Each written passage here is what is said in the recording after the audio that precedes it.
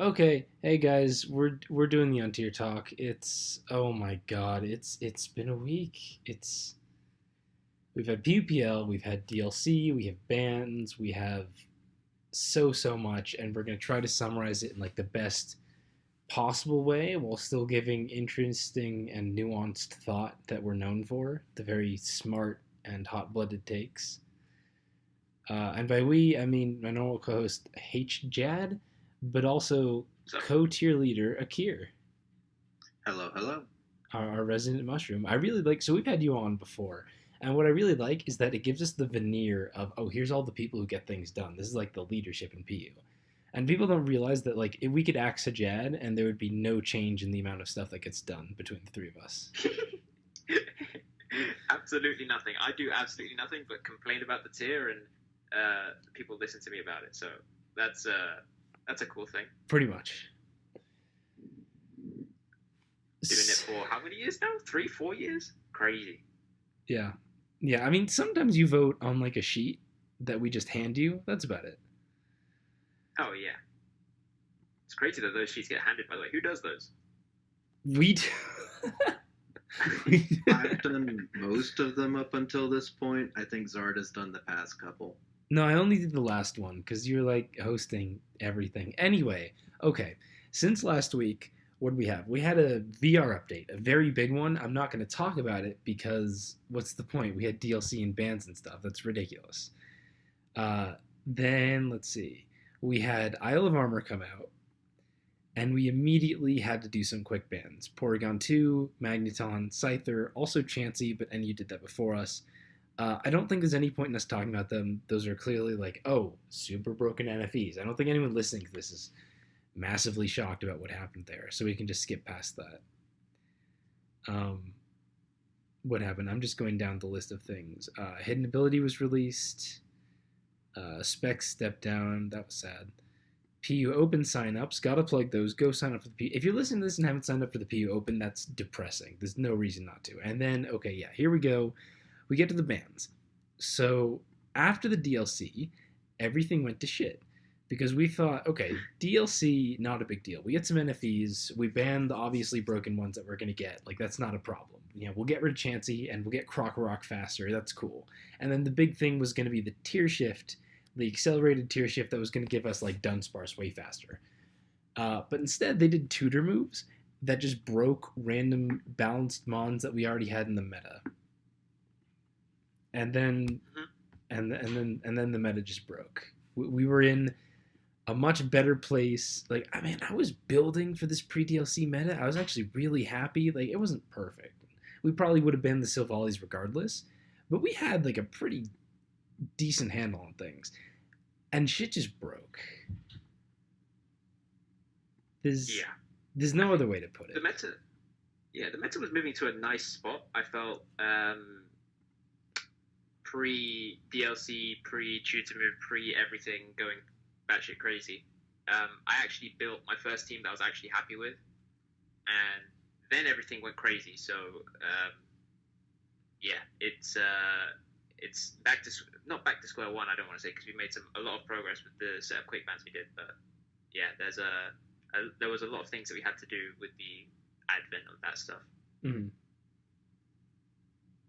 Mm. Akira, I don't know if you have any more insight on how we felt. This was just, yeah, my interpretation was, oh my god, this just ruined everything. Because like Well, people had still been hating on PU, like, oh, let's drop the SS slots, whatever. I really thought we were getting to a good place. I really did. no, I definitely felt like we were heading in the correct direction, more or less, or at least to a point where it was solid enough that we had something to work with. But then all the DLC came down, and I was preaching doom and gloom the entire time, and I got worse than what I was expecting because now we lost like important glue like Orgai's Super and Hitmontop, and that's just Yeah, banning those was damned if you do, damned if you don't. yeah. So we banned For those who don't know or don't remember off the top of their heads, we banned Basculin, Hitmontop, all three Gorgeists, and then Silvali's Bug, Psychic, Grass, and Electric. Um, The first 5 of those were just due to broken DLC moves. Flip turn basculin, that shit's broken. Triple axle Hitmontop, that shit's broken. Poltergeist on the Gorga, they just hit you with your own item. It's broken as hell. It's and I haven't even seen much people like many people complaining about those bans. I think at least everyone gets that like the mons that got broken due to the dumb DLC moves, they understand. I haven't really seen a big backlash to them. Some maybe we could have kept Hitmontop from like Sazim in the Discord or whatever. But for the most part, I think people understood like no, it just broke mons in the meta. And like Akira said, we really liked having Hitmontop and Gorgai Super as like really good meta glues, checking important things. But you can't do anything about that. They just became broken in the middle of our tiering. Ah. So I'm hoping that July is very fortunate for us, and then after that we can move on. God, I hope. There's going to have to be a large-ish adaptive period. Again, it's basically like we've started the meta all over again to some extent. Like not as drastic as the switch from SM to SS, but like I don't know. It's definitely going to be the biggest thing we've had to deal with, I think, for the entire generation, if I'm not mistaken. Well, the Crown Tundra looks to be a little more focused on like returning stronger mons, but there's still plenty of Pokemon returning there. But I think the big difference is that the Isle of Armor is the Battle DLC. Crown Tundra is Exploring DLC. I think the Battle DLC makes sense where they'd introduce new moves. So I'm at least hopeful that this never happens again.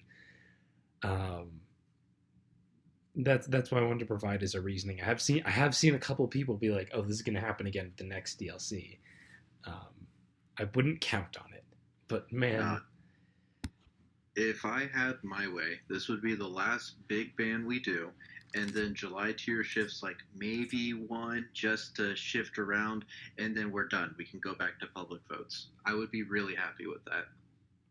Me too, but I think we might. So depending on how the meta shakes out, we definitely might need to have another vote before like tier shifts the next week 1 of Slam.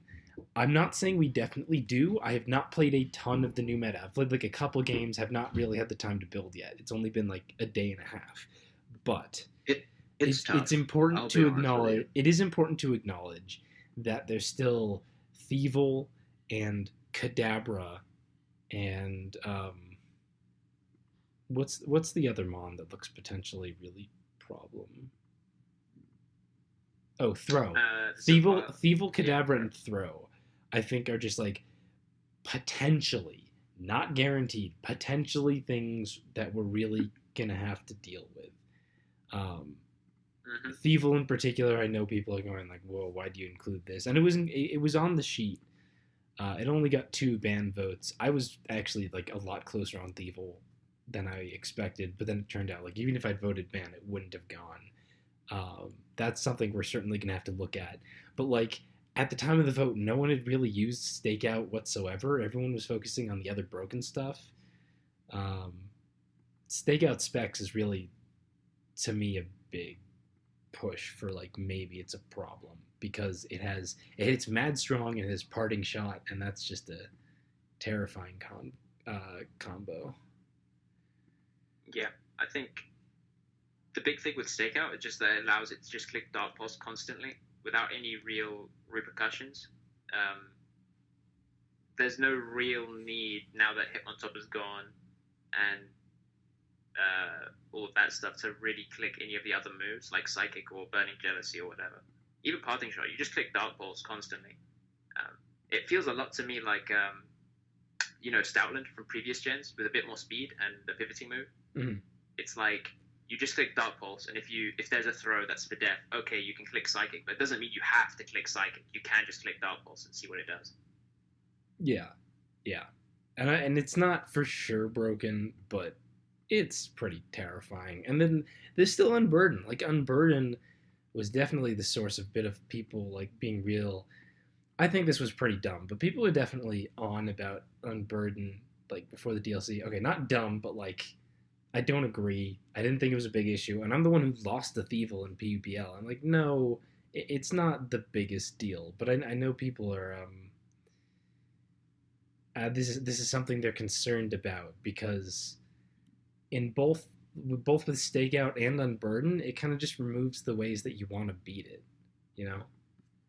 Mm, yeah, it feels like now it has two different aspects to it. Where like the stakeout set is like ultimate wall breaking, whereas the unburdened set is like ultimate offense destroyer type of thing. That's the vibe that it gives off to me at least. Mm. Yeah, and it's surprisingly consistent on how often you can actually set it up. Like it's only Yeah, easier especially now that stuff like Hitmontop's gone. and especially with the seed as well. The seed actually gives you a chunk of bulk that you didn't think that you actually had. Whether you want to use that to tank priority or a need to set up a move, but like that's a lot more bulk than a lot of people give it credit for. Mm-hmm. Yeah, seeds are like shit. Seeds are cool, but they definitely. I think it's not as much as people think. Sometimes it can be hard to nasty blot. I think it's a big thing to check on Burden Thievel, where it just isn't able to set up on the team. Period. And then maybe you have one very weak priority user or something. But yeah, that definitely adds a lot to Thievel. Do you guys also want to talk about the 4 Silvalis we banned? Um, yes, I would like to say I told you so. That's all I need to say. When I got to the sheet, the only one that was really up in the air was Silvally Rock. So on the sheet, I made my case for saving it, and I think it was a good thing that we did save 2 instead of just 1. But Yeah, it is what it is. I'm not gonna run with "I told you so" just because like expecting them to be broken and then banning them prematurely because you're just sure that they'll be broken even though we don't know for sure. That's not the same thing. Like in hindsight, your assumption that they'd be broken is correct, but that doesn't mean that we had to treat them as broken before they were. You know. Yeah, sure. I can agree with that line of reasoning, but I do think that we could have been a bit more speedy with our assessment of the bodies, where it's like, okay, well, if Silvally Electric is broken, then so is Silvally Psychic, and you know what I mean? Like, we could have been a Yeah. bit more like, a Yeah. bit more, yeah. I think the Yeah, big thing but is, and I said this on Discord, I do think that if we had no DLC and whatever, these all 4 Silvali still would have been banned. Maybe not with 7 out of 7, but certainly with the majority of the council. We kind of reached there, and we're like, we've got DLC coming out, or we've got DLC and tier shifts coming out now. Maybe we should see. And then, as soon as DLC completely broke the meta, and we're like, oh my god, we need to just balance this shit out now because the meta just got so completely upturned. That's when, for me, it became like a really immediate, yeah, we have to just remove the Solvalis now. Like, we cannot deal with Bug. Bug might not be on its own an uncounterable wall breaker or whatever, but it is such a dumb mon in the meta that is now so broken and out of sorts. We simply like cannot deal with it, and I really don't. I've seen a lot of annoyance with with these bans that follows other bans that follows talking about broken Pokemon, which is like, well, look, we have these few checks and this Pokemon clearly wasn't absolutely dominating everything. Therefore, you cannot ban it. And that's just not how it is. That's just not how these things work. It's it doesn't have to dominate every single game consistently and always. It doesn't have to be completely uncheckable for us to need it out of the meta. And that's what we needed with these. Savali's out of Yeah, the meta. and I think just to add to that a little bit, it's like, I guess you can compare the Silvalis to like Magmortar, where even in the SMPU meta where Magmortar was like there, it wasn't that good. Like it was very good and it was a really good wall breaker, but it wasn't ridiculous. You could still get rocks up and pressure it that way, and it ended up not breaking as consistently as on paper it seemed to do so. But I think we all understood that having a fire Pokemon with fighting and electric coverage was a big thing to basically force people into preparing for. So even though in the games it wasn't getting 5-6 kills every time, it was it was still manipulating building in a way which was unhealthy. You can make that argument for literally all of the Varleys. Pretty much, yeah. And Savali Rock did get 4 out of 7 ban votes.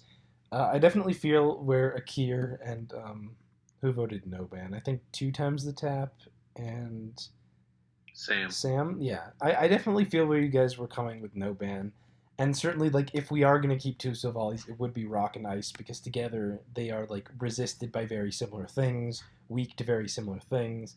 So that's a plus. I kind of wanted to get all variants just out. I talked about this a lot on Discord, but like I think variance is a big thing with Savalis. People like you can kind of tell sometimes from preview. It is not a reliable thing. That I think that really made the meta worse.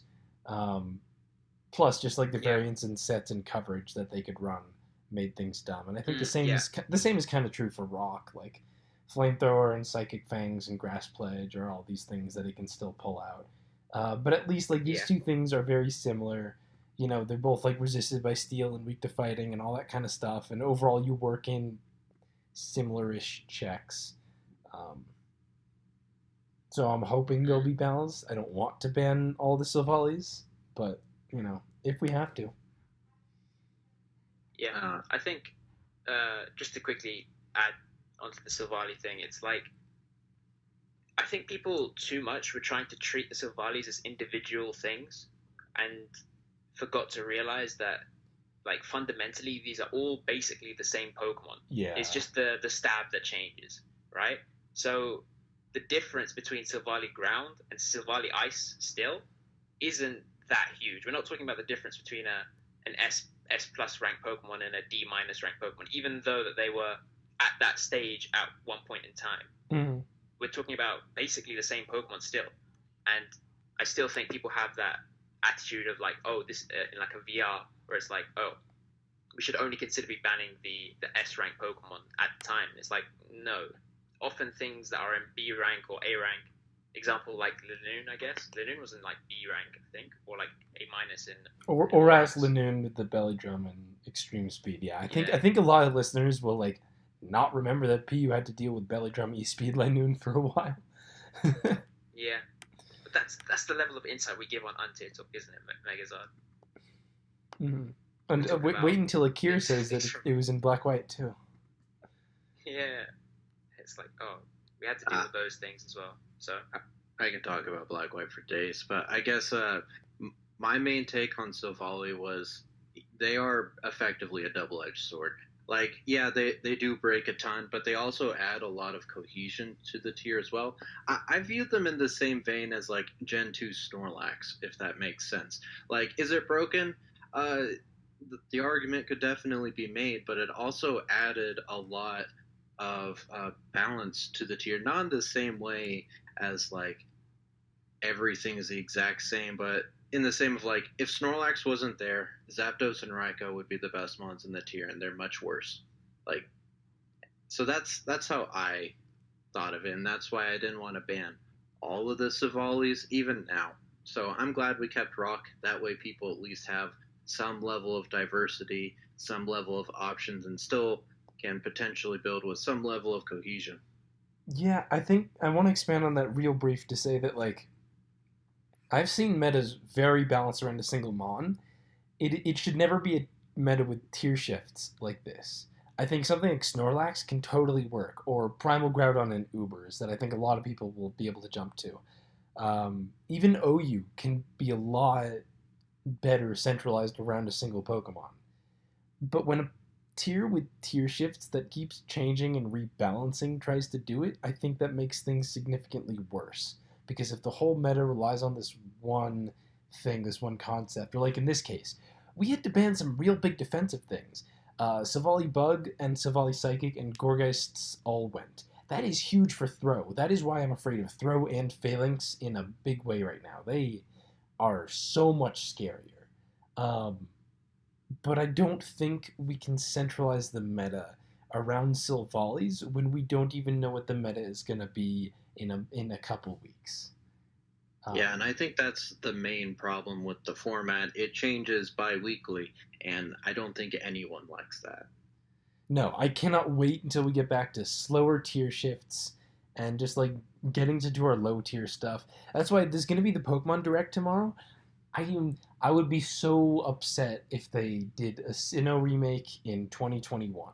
Not just because I don't want Sinnoh remakes for the other reasons I've talked about, but like if they keep dropping stuff and adding new stuff to our meta, like I just want to play Pokemon. At this point, like I am genuinely considering like strongly picking up, I don't know, OU, maybe it's still Little Cup. I've had success in Little Cup. Because the shifting went from like, oh yeah, fun low tier variety changes up every 3 months to just ah. Man, you know what doesn't change? PU old gens. Mm. Yeah, Yes. I actually get to play one Some this of the time. week. Some of the time. I get to play one this week, and I'm still just building SSP for my team anyway. Which match are you playing, Megastar? I'm in Black White. Oh, you're having the fun tier treatment. Nice. Hey, I won the Black White Cup. You shut your mouth.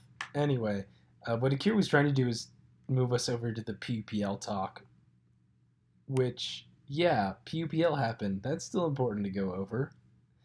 Um, there's going to be so much to talk about that I don't really think we're going to be doing individual game analyses, like picking out highlights, the way we've done for other PU team tours in the past.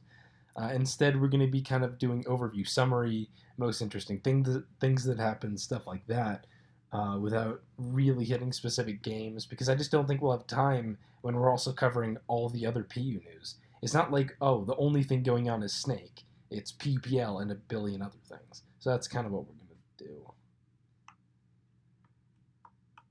Yeah. Yeah. And we got the host on who also knows more about old gens to help us out to start. Um,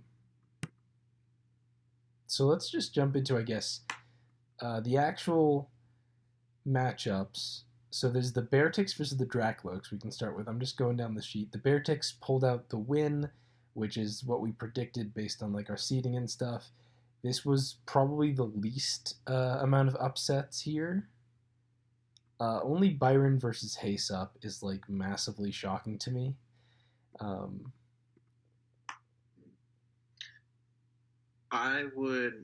I'd kind of disagree with that. Like, Hasup is an excellent player, don't get me wrong, but about a week before PUPL, I was talking to him about the new changes because he didn't know about them.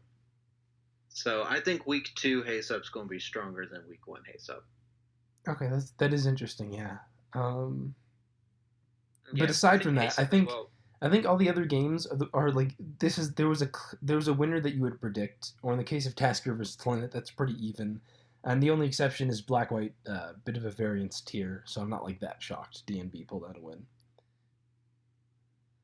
Yeah, I think going back to what Haysup or Haysup's game, I think he likes it when he has a lot of people that can just sort of give him information on the tier. I feel like he's at his best when he has loads of people giving him input and like, yo, you did this really well on this team, but this wasn't that great. When he's like sort of left to his own devices, he can build quite whack teams at times, and I didn't feel like he built a whack team this time. But I mean, like he still has the potential to really build some good stuff. So Mm-hmm. if he gets like the team behind him, like he'll obviously go and do well. Yeah, he had a Crawdont team, which I've never seen in DPP before. I've also like never seen Torkoal or Kingler. No, I mean I've seen Torkoal a bit, but Crawdont and Kingler I've like never seen. So he was just messing around with Yeah, stuff. yeah. If I recall correctly, he choked, didn't he? He didn't sub when he should have subbed and lost the game because of it. No, the real loss was he just didn't really have an answer for subtoxic Mantine. Yeah. Oh yeah. There was that. I've seen Byron that a lot this week though. Byron got a bit of he like crit and then max rolled Haysup sub like really early game. If that's Oh what yeah, if that that's too. what you might have been thinking of, but I don't think that was Yeah, that might. huge. Haysup also at the end he got surprised by Scarf Diglett, I believe, or like he I think he thought he won and then it was Scarf Diglett and he didn't. Like he said, GG Scarf Diglett, damn. So Yeah. Other games, I think Tony versus Lopunny Kicks was a bit of a highlight. Kicks won and definitely the expected person to win this game. I think, although like Tony's pretty good, but kicks is kicks. But this is definitely a game I would check out as like these kind of fatter balances facing each other. A couple of interesting techs with a Duosion, a skill swap, Mr. Rhyme. This was a fun one. I would check it out. Um, yeah, that's pretty much about it for this. Planet Tasker was also fun because it's Planet Tasker. You know.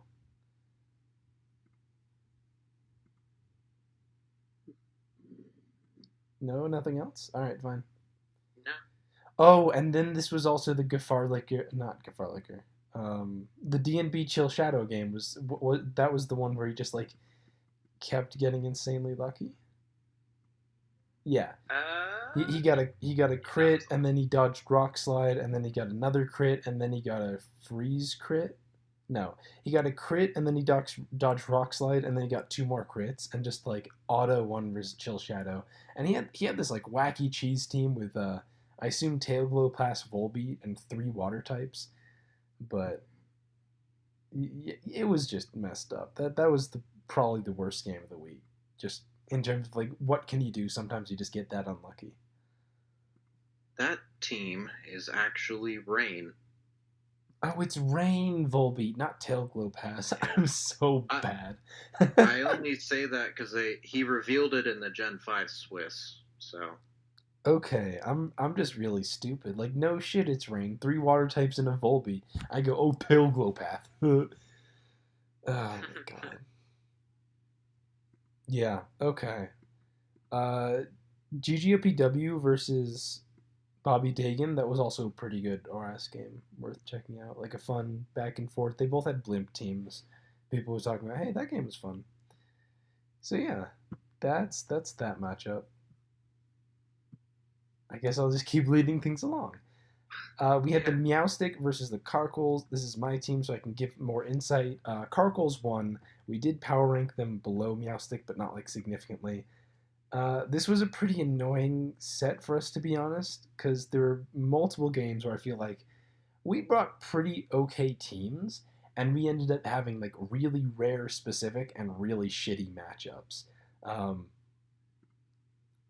that which is like half they prepped really well. Like I thought they did real good, and part of the reason we ranked them low is like who knows if how much the Cardinals are going to pull it together. I think they had a very impressive first week, um, but also we just ended up consistently getting fucked on like really annoying things. The one exception was when Bugsinator brought Somalia Stall and just auto won, which is what you shoot for when you bring Somalia Stall. But like Jake had a really problematic matchup versus Star because it wasn't T Spikes on Marini. Um, I faced Heatmore plus Unburdened Thievel, which is like real fucking annoying. Um, Rob Jr. faced a team with a lot of redundancies versus our ZC Bum Primeape that just could not do very much. Um, Raiji had a shitty matchup, but then he just outplayed Kepi anyway. TSR ran into Rapidash, which is like the thing we didn't want. It just kept happening, man. Like that was just very annoying from our perspective. Which props to their team. Yeah, it's something that I realized is that I became after that video a bit more um, happy with how the Carcos would perform, I guess, because I saw Eevee on constantly, I saw LSD on constantly, and so was Feely. So I felt like there was a strong like group of people who would be willing to sacrifice a lot of time, make sure that they get the matchups right. And SS being like a variance heavy tier, it's not the end of the world if you lose the couple of games there. It's just that they won out in the lower tiers like Oras, Black White. That was the key difference I think between the two teams. Absolutely, yeah. Individual games to look for.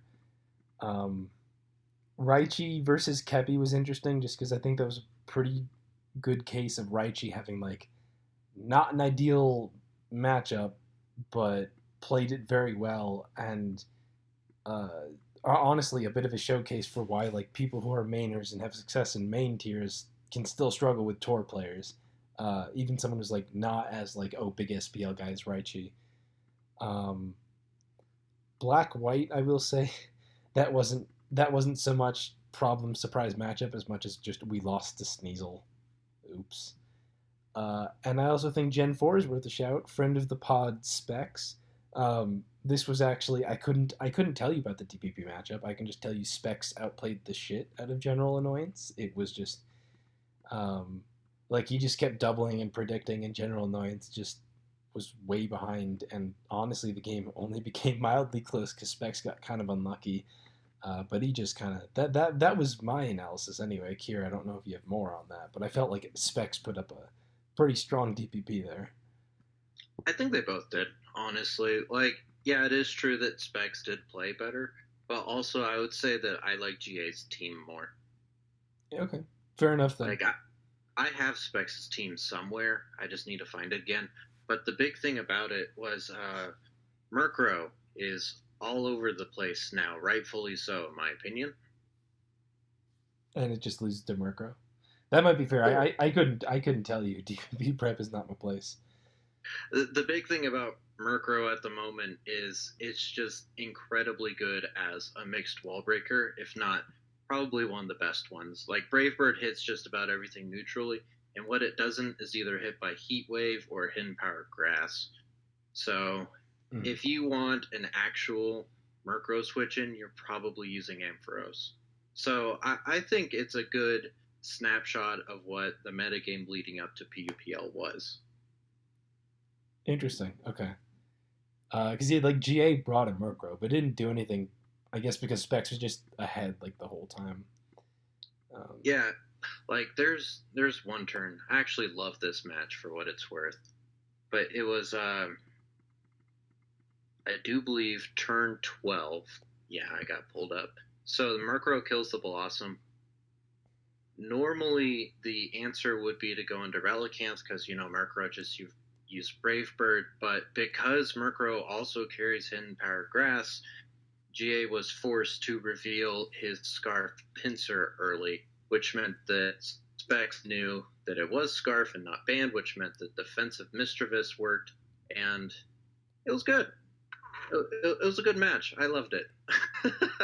Cool.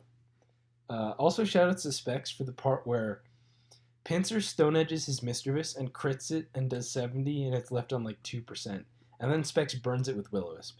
And then GA misses the next Stone Edge so that Specs gets the live in Pain Split. And Specs apologized for dodging a Stone Edge, even though the only reason it was going to 2 KO was because he crit the edge. He crit the first edge. Absolute legend. That's incredible, Specs. Incredible. Okay. Yeah, I do think there was a very strong showing from the Carkles. And certainly as someone on the outside, I would be like, maybe the Meowstic don't have it so much. So I'll get our team the gold this week. Then we had the Dedens versus Clay Dolls. This was a bit of a surprise because it was actually only a 5-3 win when we were definitely expecting much stronger. The reason for that mostly being Hajad and Teddy both taking losses. Mm-hmm. No, I wouldn't say I took a loss to anybody. I think I beat myself here. I don't know about Ted, but Ted, I think he didn't have the greatest matchup, but it's alright, it's whatever. And usually, out of 8 games, one of them is going to at least be a poor matchup, so it probably happened a bit to Ted. And then Osh kind of misplayed his endgame versus Katat, so yeah, I also wasn't there to correct something on his team, so he had if he had Synthesis on his Roselia, it would have been it wouldn't have been significantly easier for him, but it would have been a bit easier, and I feel like he probably would have had the devices to win, like, if he did have Synthesis on Rose, but yeah, so. that was going to be a very hard game for Osh to win, I think, and he might have messed up the late game, but he also did well, like, getting it that close versus Katat with, like, yeah, I wasn't a fan of the matchup on Osh's part at all. Yeah, it's tough when we're building, like, the only team I was happy with SS this week was Finch's team. Boosh's team was a bit messy, and so was Osh's, but they both made the games really close, so I was quite happy with how they played. Mm-hmm. I'd say this set was largely fine. Like, there were good games, there were good chokes. As far as PPL games go, this is It's fine. Yeah. Yeah. Um, Finch's game was interesting because that was definitely that to me would have been the big choke where Skip Can should not have lost that compared to like any of the other games in this set. You know. no, with Finch's game, I think Skipcan was kind of it was a bad matchup for him, given that the Mashana was the set that it was. Hmm. Like in hindsight, now that you look like when you look at the game and its build up without knowing anything, it looked like a pretty bad choke, given that like it was 4-6 within like 2 turns or whatever. But um, if you look at how Mashana played out versus that team, it was very difficult to see how Skipcam won if you knew the set. Yeah, that's fair. I felt like it was a choke at the time, and that's yeah, you're right. That's probably not super accurate. Okay, what Yeah. else? Booth beat TJ. I don't think that's a massive upset at all, but people who like again, this is like their first PPL, might be a little bit surprised because TJ's a more known figure in the community. Booth's a bit of a tour player, but Booth's a pretty respectable loss. Soulgazer versus Squash. That also was just a game of like tour player good. I would have lost too. I feel you, Squash. um, Yeah, I like think that the that thing that that one I think we can say like wasn't shouldn't have been in Soulgazer's favor the way it was, but he just played that game real nice. yeah, I think the key thing with SG is that I knew that the key thing with this week, just in general, like across the board, was like we have to get the preparation to a point where the game is like a 50-50 because at that point, I trust in the players that we have to take over and then they're like to win the week. But the hard part was choosing the team. So I just told Soulgazer, like, look, bring whatever you're comfortable with and outplay him. Like, he's not going to do something crazy or he'll bring a few wall breakers probably, but you'll have, I'm sure he has something in his like locker to be able to deal with that. And he said, yeah, I was really happy with this T Spice Combustion team that I had back in Snake. And I said, bring it. Like, don't use any of my teams. I'll probably try and nuke the shit out of those. Fair enough. So that's what he did. Yeah, I think everyone who was around at the time like knew that team pretty well, but that doesn't mean Mm-hmm. it's not effective. Mm-hmm. Do you want to say anything on the biggest upset of the week, Yandod over Hajad? Let's not talk about it. uh, I I did not play this game well, believe it or not. But that being said, he brought a very offensive team, and even though I didn't play the greatest, he he did what he needed to do to win the game, which was play aggressively, force my primate to take a shit ton of damage, and then win with either Costa or Absol. That was the thing that I was scared about, and he managed to pull that off quite well. So fair enough to him. He played it well. I didn't play it well, so he deserved to win. You know what? I agree with that. Lighthouse is over Teddy. A bit of an upset, but not crazy. Like Lighthouse has been good in Oras. That was a fun game.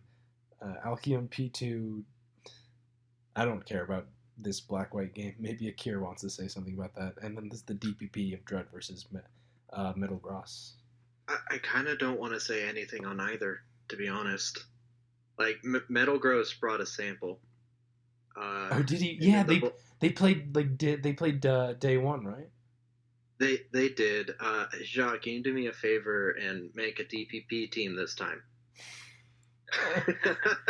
Well, um, see, here the thing is that we don't have that much of a PP presence in our team, so that a lot of that will be on like our help, me and Metal Gross sitting together and thinking about what we're doing. But you know, why would you need to think about things when you could just win anyway? Yeah, I will say Well, Metal yeah. Gross brought a sample, and he revealed his whole team by turn 14, and it was very obviously this sample, I guess. So like, I would hope Drud knew that. He still just outplayed the shit out of Drud, and that was pretty much your draft plan. I don't care about DPP. I'll just get a good player to just outplay someone. So Yeah, yeah, it I worked. think It worked week one. I think fundamentally speaking, you when you talk about a slot like DPP, you have the people who are known quantities like Haste Up and Drud and those type of players, and then you have the people who are just good players who know what DPP sort of looks like, and Metal Ross was definitely that type of player. Like back when Haysup wasn't at T, I picked him up for 3K and he did really well. So based on that same concept that a good player is there. So it's the same thing with Metal Ross. The guy knows DPP very well, like all aspects of DPP from old gens to the main gen OU. So it's just a question of can he fundamentally transfer what he knows from those other DPP metas into this one? Most of the time, the answer is yes, which is why I end up going for these types of players. And yeah, Black White is just a mess. No, I don't want to say a mess. I just want to say it's like a tier where you don't really need to know the meta to know how it plays. It's just like a Black White low tier at the end of the day. Yeah. I don't think Black White is bad. I'm happy we have it. I just don't want to talk about that game. Yeah, there was just massive over predicts right at the beginning, and it was just sort of like dug the ditch at that point. Mm-hmm. Yeah, and the thing is, I feel like the interesting thing in that matchup was the lack of acknowledgement of Chinchu's existence. It's like it didn't cross into somebody's mind that your entire offensive core is walled by a Chinchu, which is kind of crazy to think about, really. Yeah, it do be like that sometimes. Okay, now we can talk about like the bigger surprising matchup. Like, okay, 5-3 win, not as big as we expected, still a win. Octillery's 7-1 the Clangs. All right, first things first. Go Octilleries. That's my home team. Shut up! You have to be an unbiased host. You can't ruin the facade. All right. Octillery cooler than Clang first and foremost. That's but agreed. Anyway, I thought a lot of these matches were pretty good. Yeah, this is an interesting case where I can actually kind of fall with what False said on Discord after people were like, False, you hated the Octilleries and they 7-1, and False was like, they got some like variance wins and stuff and some good ones, but really this wasn't that crazy. And call me after they beat a better team, which is not to say the Clangs suck, but yeah, this none of these individually were like that crazy, and it came out 7-1. But I'm not going, oh bro, they just 7-1. They're crazy strong. I'm like, okay, there's some potential there, but like this wasn't, if you take it all together, the most like shocking thing, you know?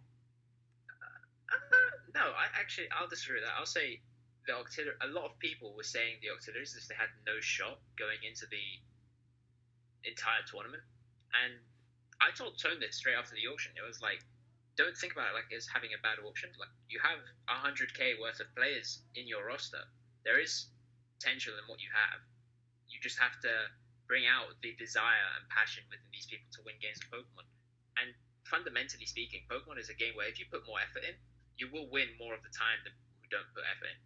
And I feel like that's what was on point with the Octilleries, that it seemed as though that they put a lot of effort in each individual slot, and yeah, they looked like the better team versus the Clangs. I agree with this last year too. Like they were expected to be the lowest seed last year, and they missed playoffs by one win. Yeah, I don't want to say that they didn't look like the better team or they looked bad. That's not it. It's not like, oh, a win means nothing now because I says that. No, it's that I don't think that because they won 7-1 and everyone else was like 5-3 games, I don't think that means that they're like massively ahead of the pack or anything. This is still a team I don't expect to make playoffs regardless. They did well in these games. This is just not like, oh, I'm entirely rethinking my rankings yet. Maybe next week when they play the Clay Dolls. Clay Dolls are still a bit of a weaker. No, if they beat the Clay Dolls, I'd be much more impressed. This is not nothing. I'm just not like, oh my god, everything we did is wrong. Like these were some fine games. Like Yeezy beat Lax. That's not a bad win. Avarice beating, but like yeah, as soon as you get to games like Avarice versus Piff, that was just Piff auto lost to Gothitelle, even though Avarice made no plays that whole game. Let's be real. Like that's fine. Everest didn't need to make plays because Gothtel just won. But that is what that game was. I'm not Yeah, I'm not going crazy. Or Solinor versus Monkey Sniper, where oh my god, that Heatmore, the blunder policy Inferno, that was whack. And then he also played it really weird and switched out when it would have won. And I'm like, okay, that's a eh, you know? yeah. I mean, I think the thing if you're tone now, you're looking for consistency. You're looking for that same level of performance week in week out, and if they can achieve this same at least level, not necessarily 7-1s, but at the same level of performance per player, I think they'll make playoffs. Like I have faith in them to win over the course of 7 weeks because at the end of the day, 7 weeks is a long time for a tournament, and it is going to be who puts the most effort in. And at a certain point, it doesn't matter how good you are. If you're not putting the effort in, it's pointless. So I think if the auxiliaries manage to perform in the next 2 or 3 weeks, maybe pick up a couple. If they go 3-0, for example, then they're definitely in a shot for playoffs. But Absolutely. it's just a question of the consistency. How consistent can this team be over the course of 7 weeks? Yeah, that's fair. What else? Lockjaw lost to Ajna. That's not a great start for our worst player on the sheet. Yeah, I mean, What are yeah, the this games? is Kushlos what the got concern was. Kushlos got his expected win, just playing good, doing the Kush. And then there's old gens. Akira, you want to talk more about old gens? A lot of them are just fairly standard, to be honest. Like the black white match kind of came down to GD sacking his Dodrio too early, and DVP TTK made an overpredict that was honestly fairly reasonable at the time. So honestly, they're just pretty good matches overall. Yeah, that's fair. I will say with Oras, after the fact, I was talking about in Discord. I do think Broth choked that in a way that he said he didn't notice and other people weren't on. Where he needed his Combuskin to sweep, and he needed to not kill Blue IM's. He could have triple protected versus Blue IM's Stoutland, like not expecting to get the triple protect, just not killing his Stoutland to rack up more speed boosts to outspeed Blue IM's Ninjask. And then he just didn't do that, and that like could have been a win right there that he didn't pick up. Blue IM still would have had the opportunity to like outplay Combuskin's Life Orb turns a little bit, um, but even then, it would have been kind of hard and put Broth in a potentially pretty good place, especially when he still had a Healing Wish mime in the back, presumably. I actually don't know if it was Healing Wish, but he had a Scarf mime in the back, so who knows? Um, that was an interesting facet on that game. If people go to turn 14 of that game or 13 of that game, no 14 of that game, where he kills the Stoutland, and if he had instead protected, like just missed to protect, didn't kill it, protect again, get himself, or no, not protect again, just like get himself +3 speed to guarantee beat Blue IM's Ninjask. That like should have been game for Broth, I believe.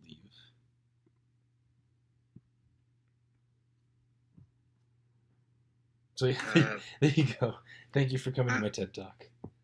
I will say that up until that point, Blue had not revealed that it was, in fact, Speed Boost Ninjask, I do believe, which those really should all be Infiltrator anyway, so I don't blame Broth for just thinking that +2 would be, or +3 would be enough.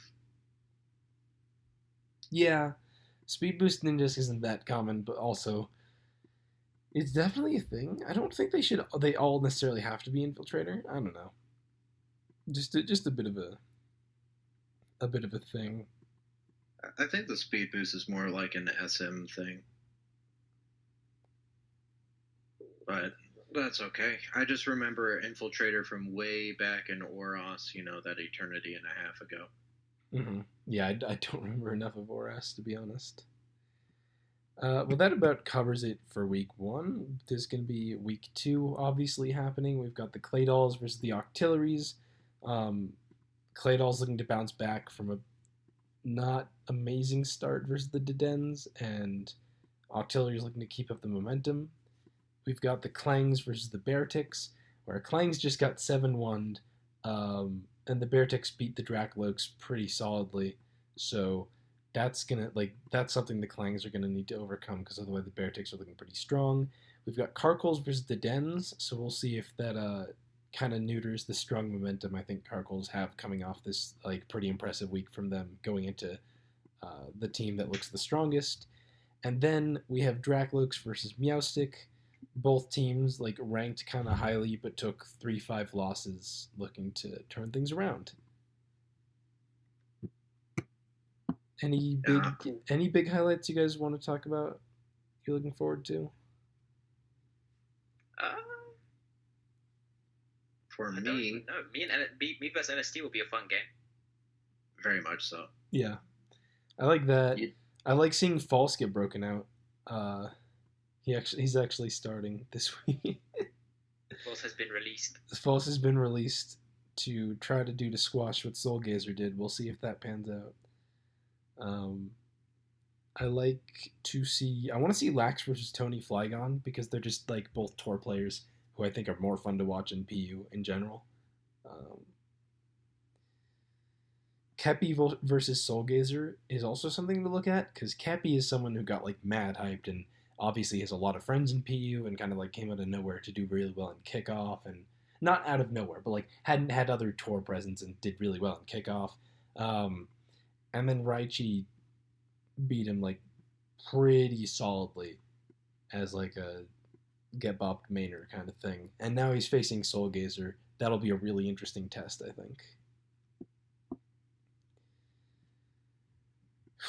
Okay. Yeah, I'm looking forward to Xeri, Rob Jr. I think that'll be a good SM match. And Drud versus ZS and DPP is going to be the big old Gens one. Really? Drud versus ZS? It's because they build and test against one another constantly.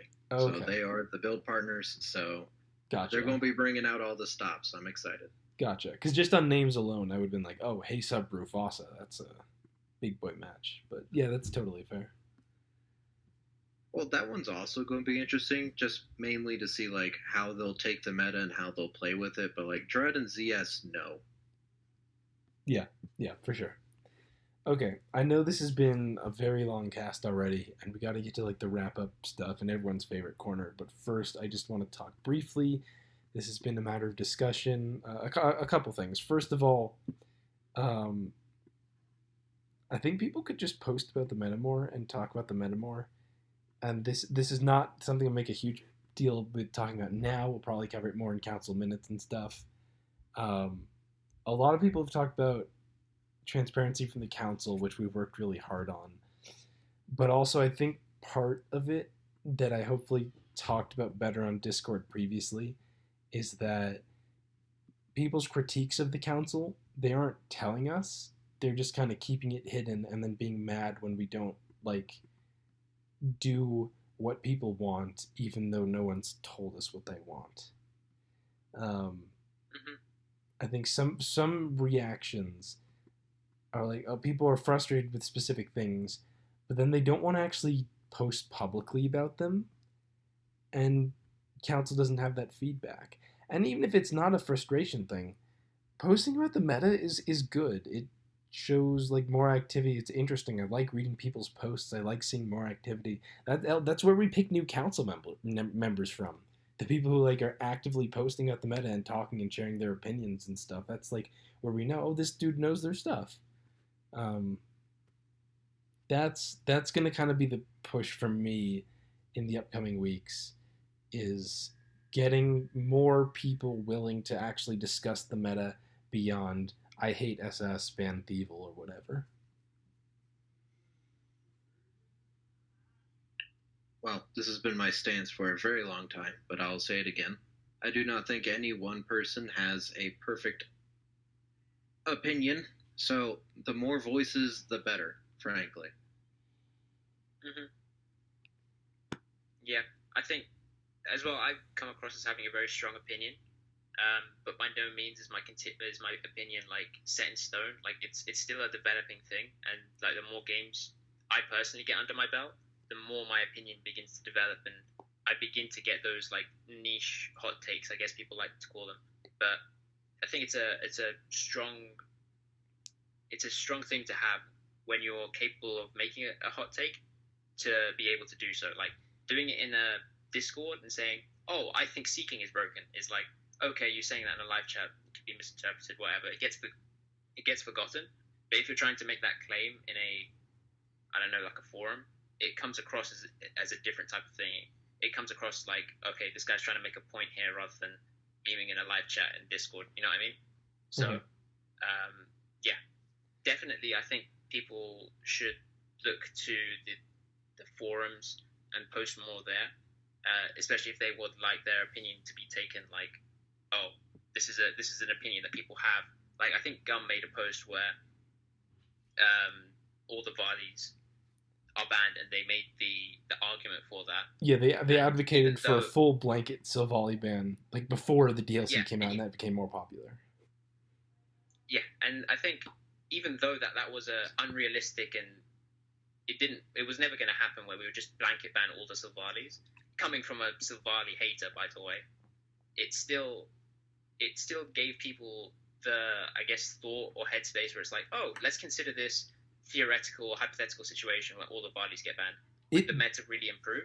And then a lot of people came away from that and thought, yeah, if we banned all of them, that would be overkill, but it still would improve the meta. And I think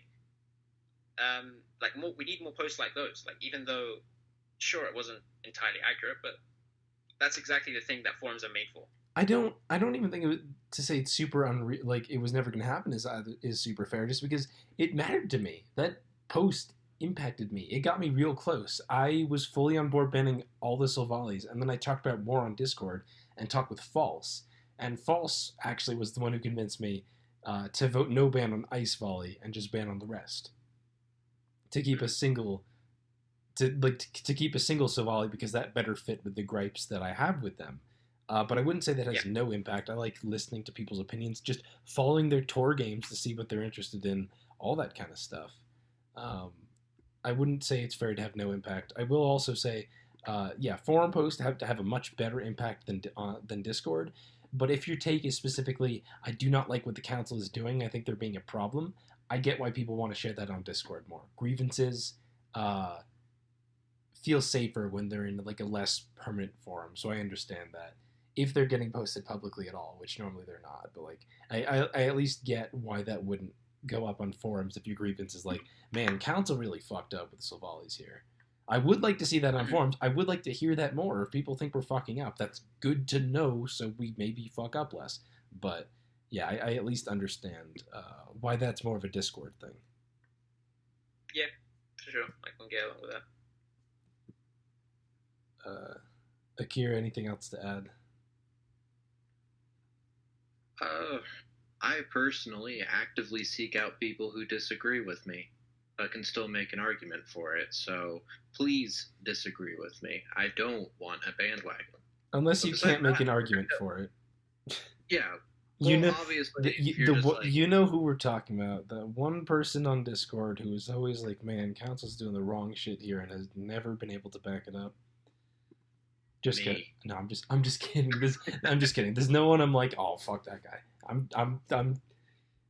being the stereotypical angry Zard who hates people and holds grudges. That's a joke. Okay. All right, Jed, are there any gimmicks you want to share in the middle of the PU uprising that we're having right now?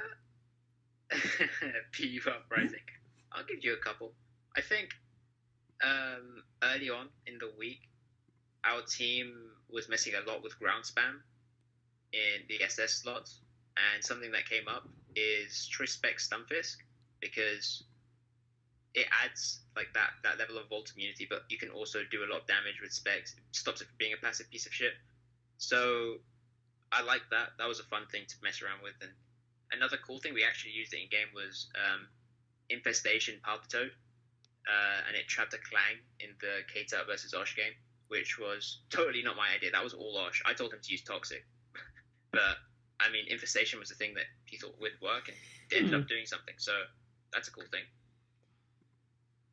Yeah, I will also give a bit of a shout out to Trevenant, which was the worst piece of shit. Oh my god. You know how much I've hated Trevenant. I've been public. My name on Discord for the longest time was number one Trev hater. Um, Mhm. but Poltergeist, like I started messing with it, be like maybe I was super wrong about Trevenant because I was wrong about Heatmore. Heatmore's not bad. Um, maybe I was super wrong about Trevenant. I started trying to build with it. I was using a Trick Room offensive set, and it wasn't really popping off at all. But now that we got Poltergeist, I think Oh yeah, Trick Room offensive, I think is notable because I think the instinct with people with Poltergeist is still to go with like the maybe choice band sets or like harvest stuff. I think people should be looking at Trick Room as another way to abuse this mon that now has Woodhammer Poltergeist Stab. That's pretty fucking strong, man. That's some 110, yeah, and 120 unlike base power right there. yeah, and unlike the offensive Gorgeist forms, it has Earthquake Tip Poignard as well, and like Mawile and stuff. So it's it's a strong offensive threat, and I don't think you can just discount Trevenant. And I feel like in this match, because we didn't ban it at the end, didn't we? So I think it will take up the void that an offensive Gorgeist would have taken up if it didn't get banned. For sure, yeah. The thing that sets Trev apart is that like it only really is relevant physically. Gorgeist could do like mix it up with special, still had Fire Blast to just break Tangela, stuff like that. Trev being stuck physically does make it a bit easier. Like it's certainly worse than the Gorgeist. You know, mess around with like Helmet, random Fizz Def Mons, all that kind of stuff is much are they're gonna check Trev much better. Um, but yeah, I still think it's a real problem that it's nearly uncounterable with these massively powerful stabs and all these like Trick Room, Natural Cure, Power Up Punch, Rock Slide, all these random attacks you can toss on it. I should have listed Trev and things that I think might end up being broken alongside what was it? Throw, Phalanx, Thievel. What was the other guy? The broken drops mon. Oh, Kadabra. Kadabra, there it is. Yeah. All right. Okay. This has been an hour. We kept it to an hour. Thanks for listening, everyone. Thanks for showing up here. Anything else you wanted to add? I don't know. It Can't was wait. we got you partially for old gens, and then it just wasn't the most interesting old gens week. So Some of it was, but I stopped myself. But I can't wait to use Abra and Sword Shield. yeah, if we ban Kadabra, Abra's gonna be good. It's gonna be legit good. It's good in Gen 5. It will be good again in Gen 8. Hell yeah! Can't wait till next week. We've got like Emolga and Dunsparce running around. Gonna be real cool. All right. Thanks, guys. We'll be back next time.